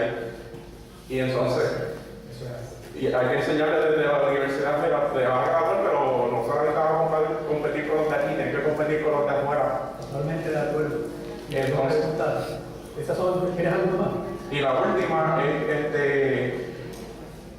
en tu opinión, ¿cómo se resolvería el gap que ahora mismo hay entre que los jóvenes vemos que no va a pasar, como por ejemplo los baby boomers crearon el sistema de retiro, lo hicieron florecer y el seguro social, pero nosotros como jóvenes vemos que eso no va a llegar a ningún lado con nosotros, porque prácticamente mitad lo hace el que trabaja y mitad lo hace el que viene después de él. Okay. Bueno, brevemente, pues ya sí que estamos en la etapa de rendimiento decreciente de verdad, ¿verdad? Mira, lo del patrón oro, el cambio al sistema monetario de libre compra-venta de divisas. Las divisas son las monedas nacionales. Eso empezó realmente en Bretton Woods, California. De hecho, Keynes participó 45, se supone que eso diera lugar a ese nuevo régimen que implica que los países no tienen que tener oro en sus arcas nacionales para respaldar la moneda que emiten. Insisto, se supone que creara las condiciones para que todas las monedas, divisas en el mundo tuviesen un valor de paridad y compitieran entre sí. La verdad,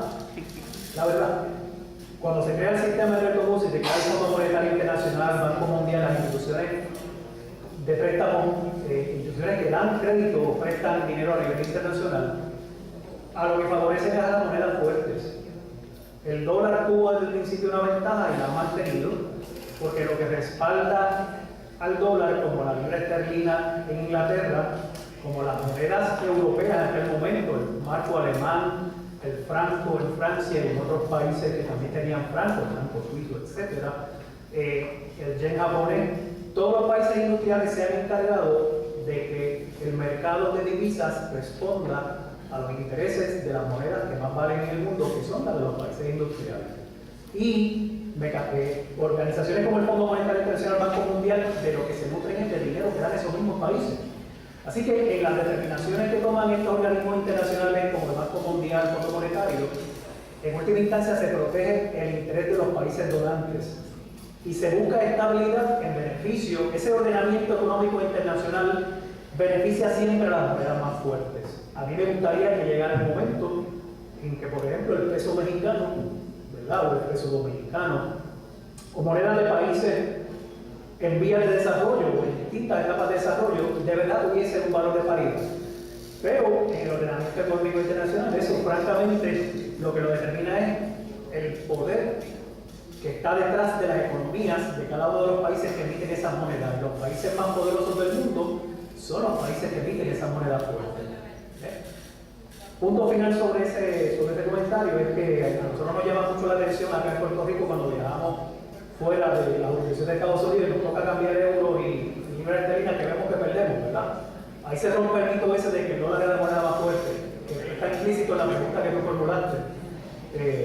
Dependiendo de la región del mundo, del usted vas a encontrar que el euro, o la libra esterlina o el yen es la más fuerte, pero en este lado del mundo es el dólar. Hasta ahora lo es, ¿verdad? También lo es el dólar canadiense, que es una moneda muy fuerte. Pero estamos en este lado y así son las cosas. La segunda pregunta sobre la competencia que se da entre nuestros egresados universitarios con personas que ocupan esas mismas posiciones, que tienen presumiblemente la misma preparación académica, sí, pero están ubicados en la India o en Bolivia o en Panamá o en Colombia o en Ecuador. Yo voy a dar dos ejemplos nada más sobre esto que tú describes muy correctamente en tu pregunta, y que es así como tú lo describes.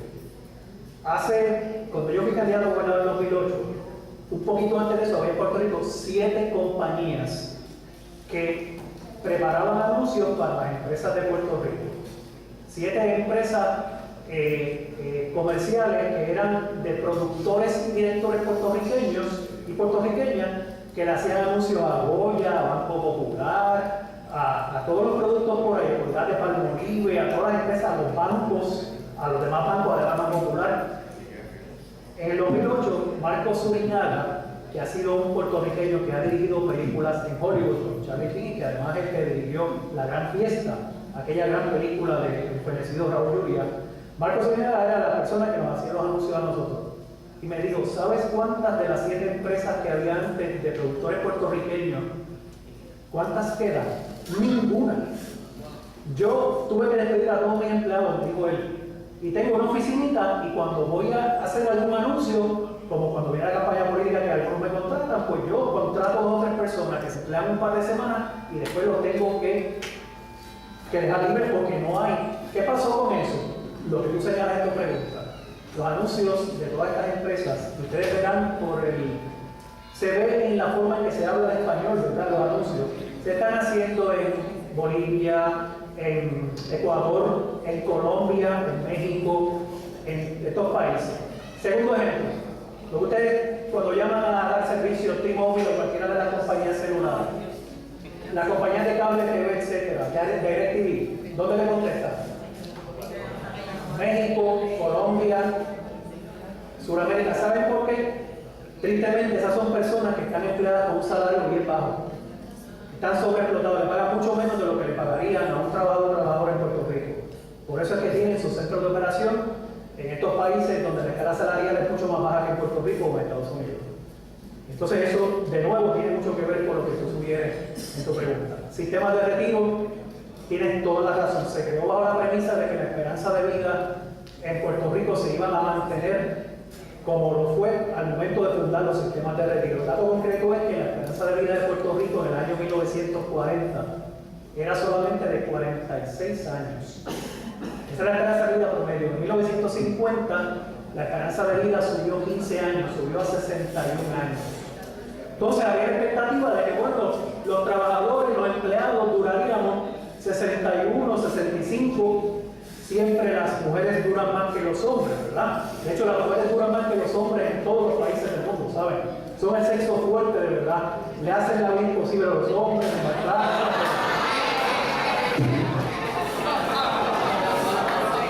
Son el sexo fuerte, de verdad. Fuera de broma, en todos los países. Yo encontré una vez en un informe del Banco Mundial, un solo país africano, donde en un año los hombres habían durado un añito más que las mujeres. Ciertamente, digo esto porque la premisa de un sistema de retiro era que tanto la población femenina como masculina íbamos a estar durando 60, 62, 75 años. Y ahora la población femenina puertorriqueña ya supera los 80 años de esperanza de vida. Y todos conocemos viejitas que están sobre los 80 y están muy bien, gracias a Dios, ¿verdad? 85, 90 años.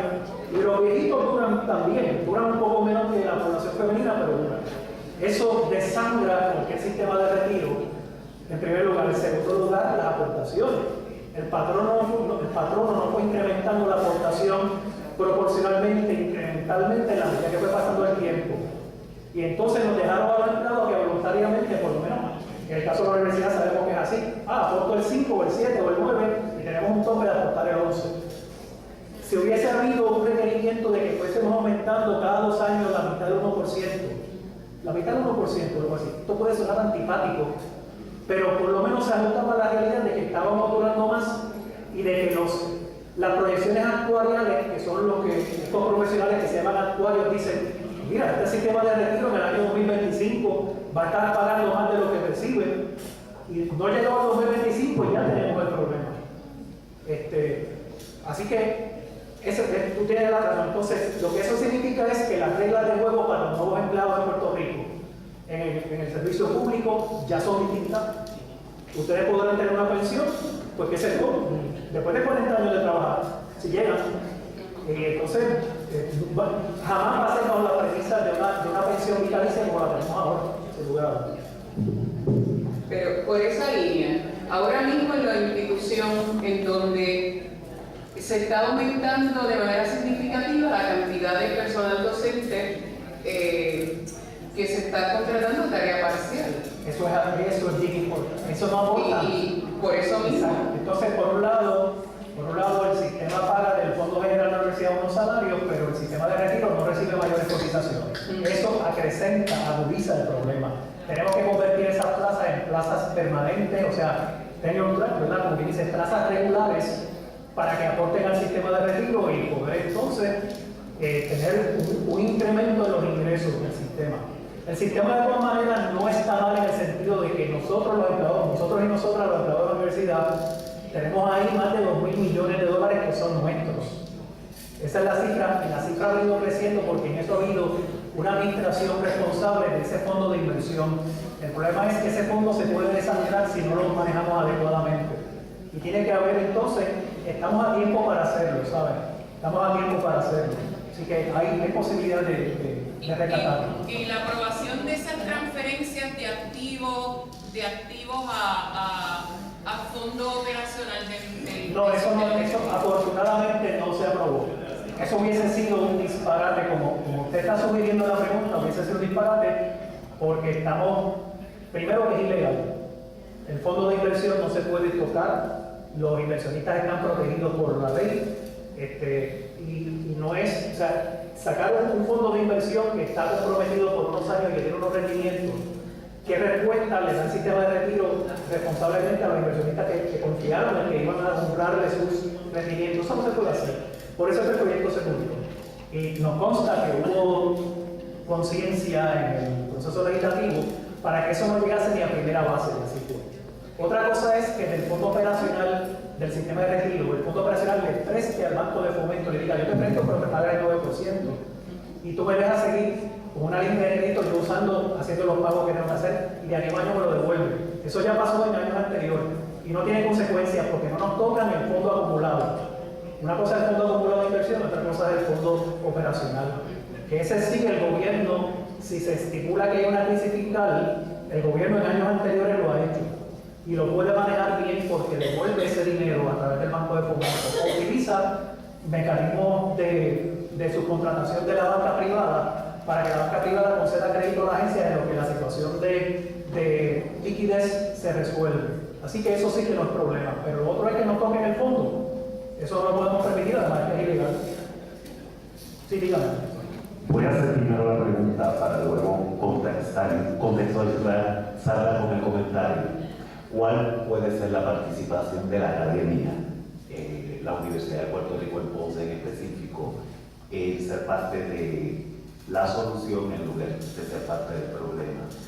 El comentario que quisiera utilizar para contextualizar es que en la UPR Ponce a lo largo de estos años han existido dos iniciativas académicas dirigidas a insertar la universidad en el desarrollo económico regional. La primera de ellas ya no existe, que es el Instituto de Estudios Urbanos. La segunda de ellas, que es muy prometedora porque promueve una sociedad, Ponce como modelo de una sociedad de conocimiento, es el Instituto de Pensamiento y Educación del Sur.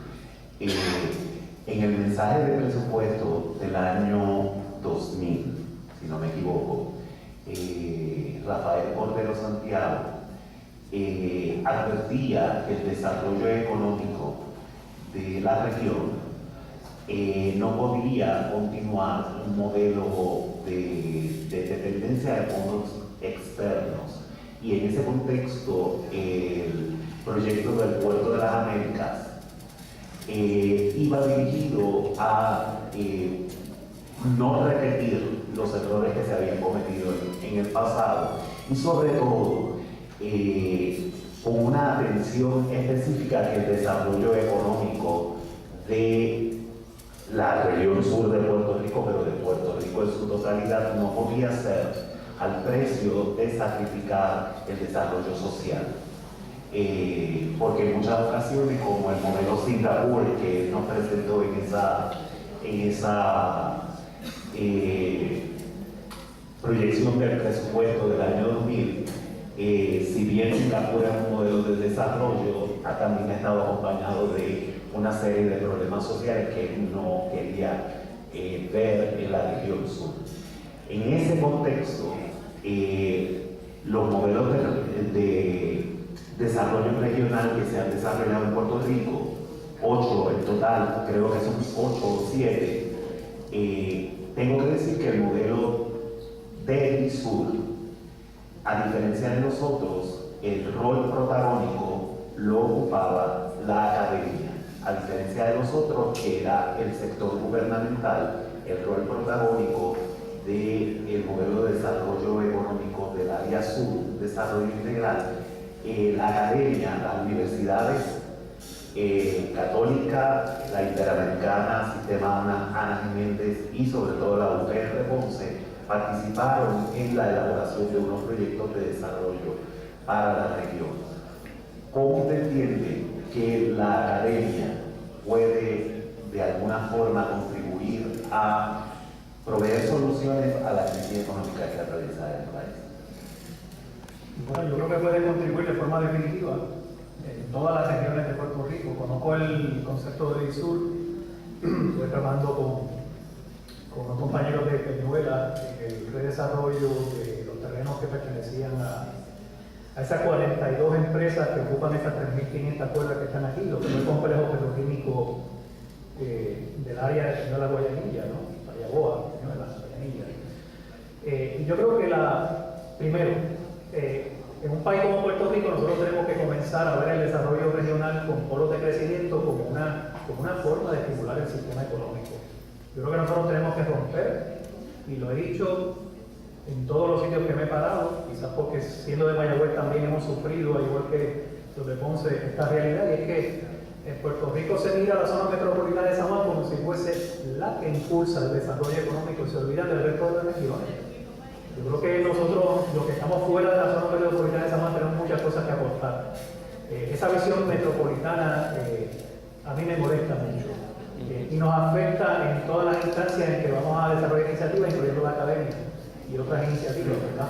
Así que la participación de la academia con los recursos humanos que nosotros tenemos, con la investigación que se lleva a cabo, con la experiencia de los componentes de las comunidades universitarias, el estudiantado, el profesorado, el personal administrativo, yo creo que es fundamental.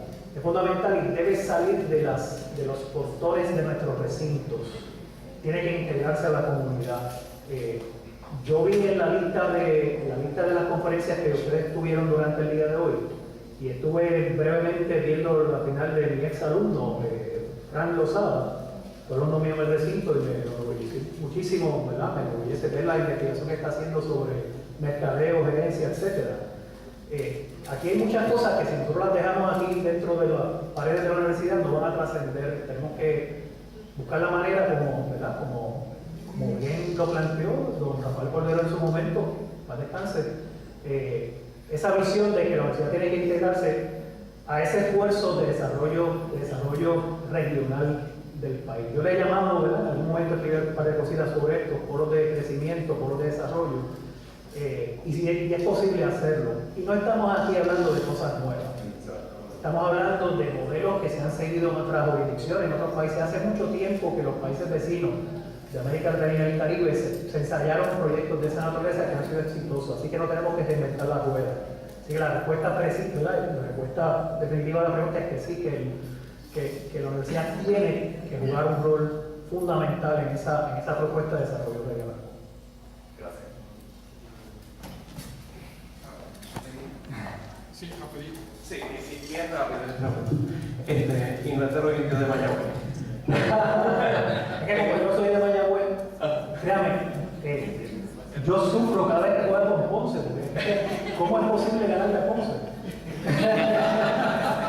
Es bien difícil, pero tú tienes la teoría de, como nosotros somos de fanáticos de Mayagüez, no vamos a ganarle a Ponce esta vez. Ten cuidado con lo que estás diciendo. Aunque tenemos 8.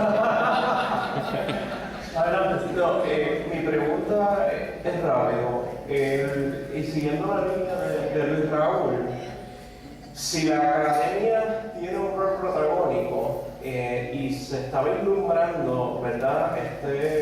Quizás este recorte masivo, eliminar posiciones full time, bajarlos a part time, que no van a estar aportando al retiro. Segundo, creo que una de las salidas más prominentes que nosotros tenemos es la investigación. Y si los pocos profesores que tenemos, por no contratar a más profesores, lo tenemos que subir a 21 créditos, ¿qué espacio tenemos para hacer la investigación? Que quizás es la única que con propuestas federales y nacionales podemos traer dinero a la universidad. Entonces, ¿qué realmente nosotros tenemos como herramienta ante el gobierno de Puerto Rico, que es el que nos va a legislar para darle el dinero? Poder hacer presión desde los diferentes senados académicos, de los diferentes recintos, para que podamos realizar algún cambio literalmente económico que redunde en la academia, en el conocimiento y en la comunidad. Estoy totalmente de acuerdo. Yo creo que ha sugerido la palabra clave, que es que hagamos presión. No nos podemos quedar cruzados de brazos. Nosotros tenemos que en esto tener un esfuerzo. Yo diría que ya que estamos en un recinto de nuestra universidad, ¿verdad? En un recinto que me consta, que comentaba al doctor José Víctor Madera, que yo me acuerdo hace 20 años, las primeras conferencias que hubo en Puerto Rico, organizadas por la academia para trabajar modelos de desarrollo sustentable, problemas ambientales, estábamos en el contexto de la lucha contra la Coyentrix en Mayagüez. Las primeras conferencias se dieron aquí, cuando este era el Colegio Universitario Tecnológico. Si no recuerdo haber venido colegas de distintos recintos de la Universidad de Puerto Rico y de la Universidad Privada, la Interamericana y otros, empezaron aquí en Ponce, en esta institución. Así que yo creo que eso es una muestra, ¿verdad?, de lo que respondía al colega en la pregunta anterior, pero yendo directamente a tu pregunta, se está dando en este momento un esfuerzo entre los distintos senados académicos de las 11 unidades para ir en esa dirección. Precisamente mañana, ese tema va a ser el tema de discusión en la reunión del Senado Académico de Mayagüez. Yo soy senador por la Facultad de Arte y Ciencias y vamos a hablar de eso porque de lo que tenemos que hablar es cuando se habla de reforma universitaria. Si la reforma no contiene lo que tú acabas de decir, si no contiene esos elementos que nos permitan hacer investigación, que nuestro salario sea digno, que tengamos espacio para hacer cosas interesantes, que las plazas se llenen, que tenemos el modelo de los profesores part-time, que a ellos les afecta tanto porque no acumulan beneficios tampoco. ¿Sabes? Yo creo que hay en esa dirección de que tenemos que movernos, en un esfuerzo conjunto y simultáneo, ¿verdad? Y sincronizado entre todos los sectores. Es que el modelo de Teaching College, que es solamente para enseñar e irte a tu casa, funciona cuando el crédito vale más de $400. Pero si vamos bajo este sistema, necesitamos integrar. Y eso no hay en nuestra universidad. No hay nuestra universidad y no es lo que aspiramos. No es lo que aspiramos, ni se concibió originalmente la universidad de esa manera. O sea, y no podemos permitir que se convierta en eso tampoco. Gracias. Bueno, muchas gracias a ustedes por sus preguntas y por sus respuestas. Queremos agradecer infinitamente a la doctora Rimora por su comparecencia en la tarde de hoy, a ustedes por haberse quedado con nosotros y viendo que tanto el doctor Leonardo Morales como el doctor Víctor Madera se van a acercar para entregar un certificado al colega Edwin Guizarri, como dando a ustedes que sí estuvo aquí con nosotros la tarde de hoy. Adelante, doctor.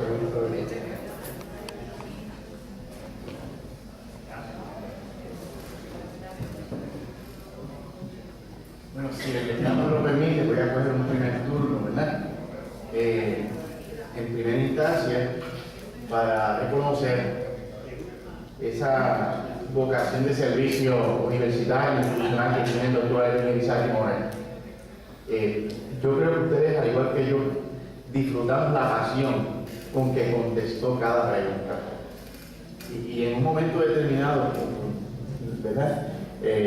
Me parece que fue una pregunta del doctor Villalón, cuando Villalón dijo, la primera es muy importante, y él le contestó, no, las dos son importantes, porque esa es la seriedad del académico que hemos tenido durante la tarde de hoy. Así que, a nombre del Comité de Investigación y Creación Académica, que este servidor modestamente coordina, de todos sus miembros del Decanato de Asuntos Académicos, invito al señor decano a que le haga entrega al doctor Edwin Guizarri Morales de este certificado y un afiche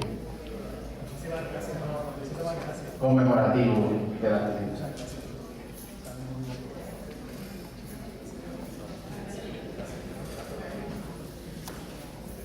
Muchas gracias.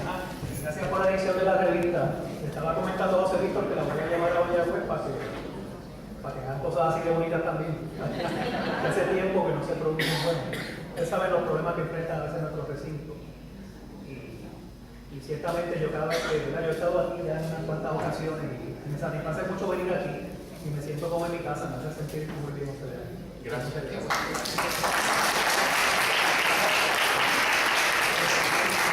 Yo quiero pedir en estos momentos, si todavía está en sala, si se está en sala, a la profesora Margarita Sastre de Almaceda, que suba para que reciba también un certificado de reconocimiento por esa exposición extraordinaria un año más. Así que un aplauso para nuestra querida Margarita Sastre de Almaceda. Aprovecho que el decano está con nosotros.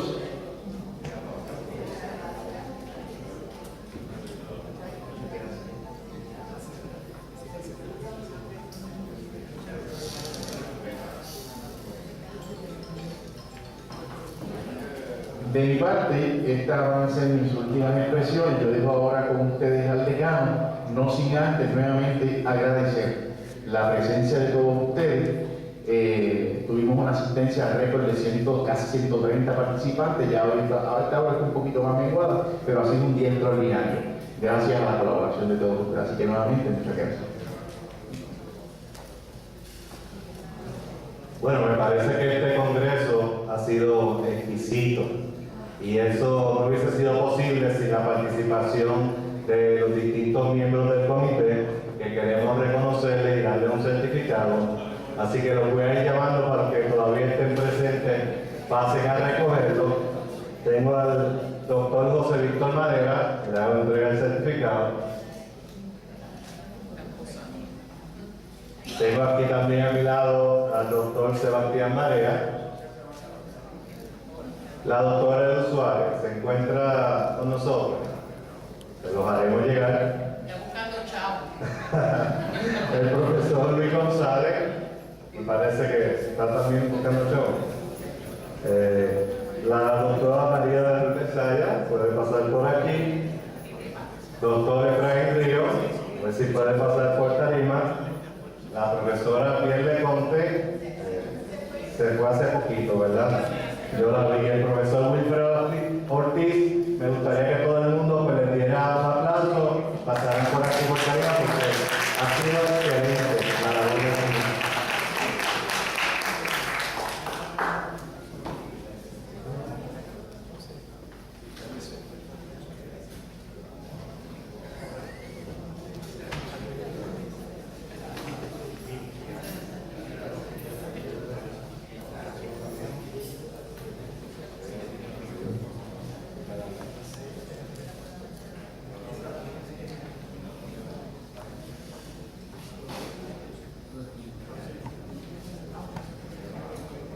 Una vez más, gracias a todos por su asistencia. Confiamos tenerlo el año que viene y, por supuesto, recordarle la OM de este sábado a las 6, ¿verdad? O a las 8. A las 8. A las 8. Pues gracias a todos y que se repita.